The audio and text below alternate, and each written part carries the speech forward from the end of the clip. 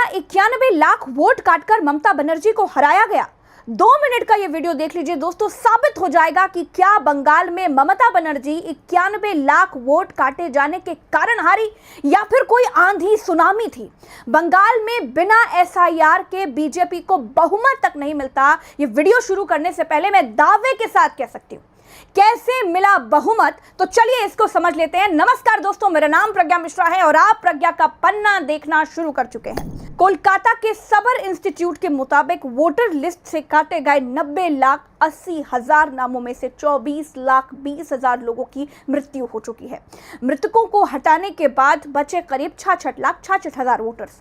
इनका एनालिसिस करें तो पता चलता है कि 123 सीटें ऐसी हैं जहां जीत हार का अंतर एसआईआर में कटे वोटों से कम रहा। 123 में से 112 सीटें ऐसी हैं जहां पिछली बार टीएमसी जीती थी।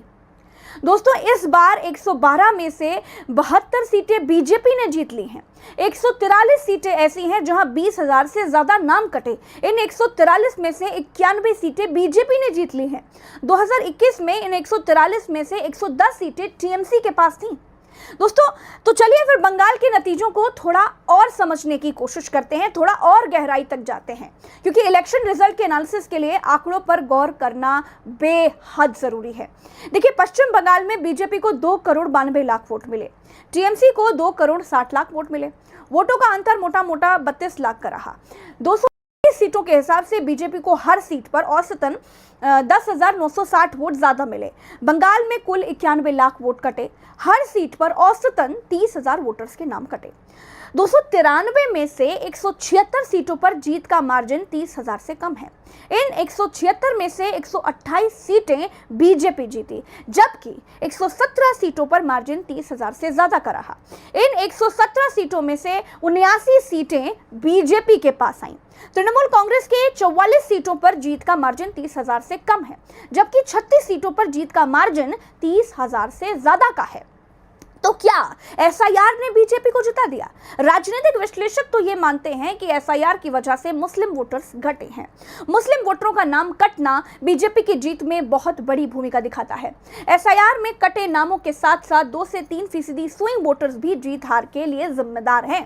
दोस्तों, अब एक और बात, बंगाल में 2021 में बीजेपी को 38% वोट मिले, लेकिन इस बार 45% यानी 60% वोट बढ़ गए।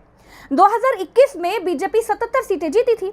2021 में 1% वोट बढ़ने पर टीएमसी को 14 सीटें ज्यादा मिले, लेकिन 2026 में बीजेपी को 1% ज्यादा वोट मिलने पर 32 सीटें मिली, यानी सिर्फ 1% के वोट मार्जिन पर बीजेपी को टीएमसी से 2.25 गुना ज्यादा सीटें मिली।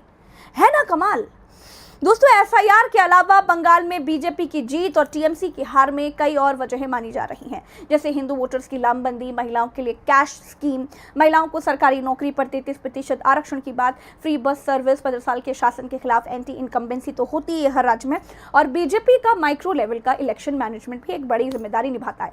दोस्तों, ममता बनर्जी के भतीजे अभिषेक बनर्जी का कहना है कि हम हारे नहीं हैं, हराए गए हैं। हमारे खिलाफ मीडिया की मदद से माहौल बनाया गया। हम हारे नहीं हैं, जिस तरीके से लूट के हराया गया, मैं आपको मतलब सुबह से मैं ऐसे 100 कैंडिडेट से बात कर चुका हूँ जो मुझे कह रहा है कि 17C फॉर्म, और ये मैं पहले भी कहा हूँ, मैं फिर कह रहा हूँ कि ईवीएम, जो ईवीएम में वोट होता है वो शायद ना मैनिपुलेट हो, लेकिन ईवीएम्स कैन बी रिप्लेस्ड। बहुत जगह से हमारे पास फीडबैक आया है और ये रिटर्निंग ऑफिसर को काउंटिंग वाले दिन पे जमा भी दिया गया है कि जिस ईवीएम पे वोट हुआ है, जब उसको काउंटिंग टेबल पे मैच करना है तो सीरियल नंबर 17 के साथ मैच नहीं करेगा। तो जिस तरीके से लूट मचाया गया है, जोर जबरदस्ती, आपने पहले भाई तृणमूल और बीजेपी का वोट का फर्क क्या है? 32 लाख, 30 लाख को तो आपने पहले ही वोटर लिस्ट निकाल दिया, 7 लाख नए वोटर्स ऐड किए, 10-15 लाख आपने काउंटिंग में मैनिपुलेशन किए। अगर भाई जनता के राय के ऊपर आपको भरोसा है तो आप सबको रखिए काउंटिंग सेंटर, सबको वोट करने का ताकत दीजिए। तो अभिषेक बनर्जी समेत बाकी विपक्ष को भी मीडिया का इस्तेमाल करने की कला को सीखना चाहिए था। भाई 15 साल से टीएमसी सत्ता में रही ना, तो फिर ये कला सीख क्यों नहीं पाई? भाई उन्होंने अपने चैनल स्थापित क्यों नहीं किए? ये ब्लेम गेम करने से ज्यादा कुछ नहीं होगा। भाई राज करने की नीति को समझना होगा ना।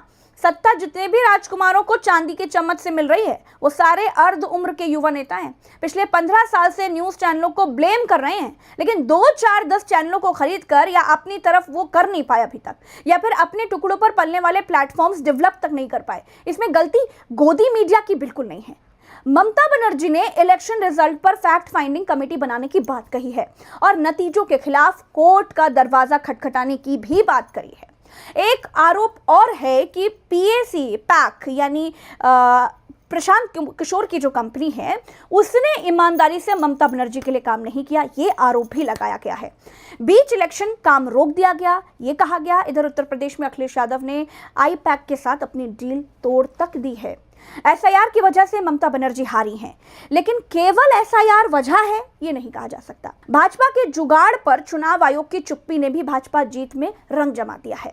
चुनाव नतीजे आ चुके हैं, नई सरकार बनने वाली है बंगाल में। तोड़फोड़ आगजनी की तस्वीरें आप सब अपनी आंखों से देख ही रहे हैं। अगर पिछली सरकार में गुंडागर्दी थी तो आने वाली सरकार का ट्रेलर भी आपको दिख गया है। तो मेरे साथ फिलहाल इस वीडियो में इतना ही। आपको क्या लगता है कि अब बंगाल की आगे की दिशा क्या होने वाली है? अपनी राय कमेंट में बताइएगा। हमें इजाजत दीजिए, चलते हैं। राम राम, दुआ सलाम, नमस्कार।